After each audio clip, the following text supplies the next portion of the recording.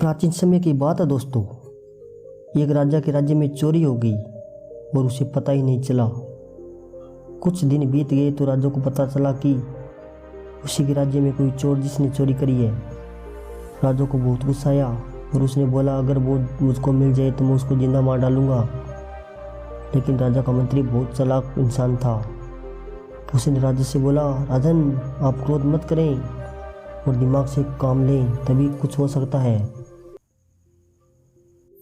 राजा पूरी बात को समझ ही नहीं पाया और बोला, मंत्री जी आप क्या कहना चाहते हैं। फिर चालाक मंत्री ने बोला, मुझको कुछ लोगों पर संदेह है, लेकिन उनको पकड़ने के लिए मुझको आपके आदेश की ज़रूरत है। राजा ने बोला, आपको जो करना है जल्दी करें, मुझको बस चोर चाहिए। मंत्री ने बोला, मुझको 10 लोगों पर संदेह है, मैं उनको आपके सामने लाकर खड़ा कर दूंगा, लेकिन चोर कौन है ये आपको ही पता करना पड़ेगा। राजा ने कहा, ठीक है, कल सुबह तक वो लोग चाहिए जिन पर आपको संदेह है। रात हो चुकी लेकिन राजा को नींद नहीं आ रही थी और समझ में नहीं आ रहा था क्या करें। कुछ देर सोचने के बाद राजा ने दिमाग में एक विचार आया और वह खुश होकर सो गया। अगली सुबह उन 10 लोगों को राजा के सामने लाया गया।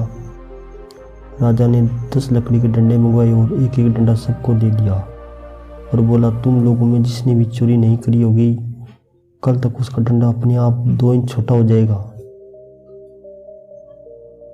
राजा की यह बात सुनकर सब लोग डर गए। फिर राजा ने बोला, आप लोग अपने घर जाएं और सो जाएं और सुबह आना। यह देख राजा का मंत्री बहुत गुस्सा हुआ और बोला, आप क्या बोल रहे हैं राजन, डंडा कैसे छोटा होगा, डंडे में कोई जादू थोड़ी है।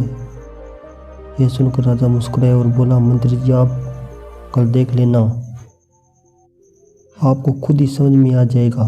सब लोग अपने घर में जाकर सो गए, लेकिन जो चोर था वो सो नहीं पा रहा था, बार बार अपने डंडे को देख रहा था।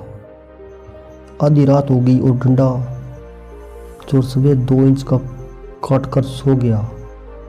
अगले दिन जब सब लोग अपना डंडा लेकर पहुंचे तो राजा ने सबको अपने डंडा सामने करने को कहा। उसके बाद जो चोर था उसने डंडा काट दिया था।